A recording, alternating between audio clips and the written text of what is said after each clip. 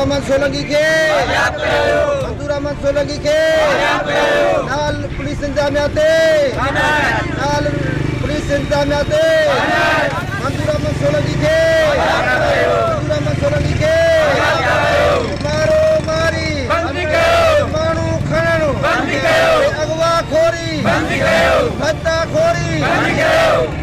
करमपुर भरसा नाबरकोट थाने की हद में कुछ हफ्ता अगु नामालूम हथियारबंदन की सीपी पुलिस चौकी भरसा इंडस हाईवे ते कयल काह ऐं ट्रक ते फायरिंग में क़त्ल थियल घोसपुर वासी ज़ाकिर हुसैन सूमरो क़त्ल वाक़े में मुलविस जवाबदारनि जी गिरफ़्तारी ऐं मुगवी ट्रक ड्राइवर मंजूर सोलंकी जी बाज़ियाबी लाइ जेयूआई जे सॾ ते जेयूआई अॻुवाणनि मक़तूल ऐं मुगवी जे वारसनि अब्दुल रशीद सोलंकी यासीन सोलंकी मौलाना सादुल्ला ओगाई जमालदीन ओगाई सैयद सोहेल अमन शाह सनाला ओगाई ऐं ॿियनि जी अॻुवाणी में करमपुर लाड़ो वारे इलाइक़े लुंडी शाख वटि रोड ब्लॉक करे टायरुनि खे बाहियूं ॾेई इंडस हाईवे ते धरणो हणी नापरकोट पुलिस जी नाअहली ख़िलाफ़ सख़्त नारेबाज़ी कंदे मुज़ाहिरीन क़त्ल केस में मुलविस जवाबदारनि जी तुर्त गिरफ़्तारी ऐं मुगवी जी तुर्त बाज़ियाबी जो मुतालबो पिणु कयो। इंडस हाईवे ब्लॉक हुअण सबबि रोड जे ॿिन्ही पासनि खां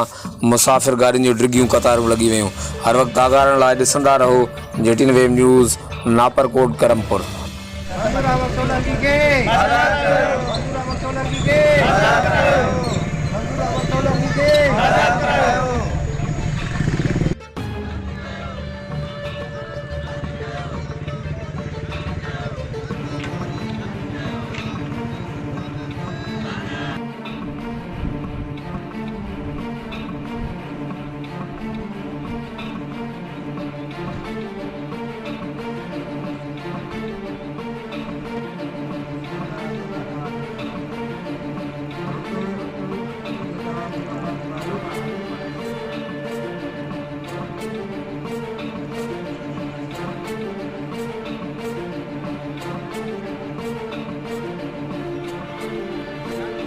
मंजूर सोलंकी के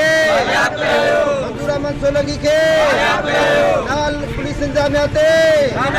नाल पुलिस इंतजामियात मंजूर सोलंकी के मंजूर सोलंकी के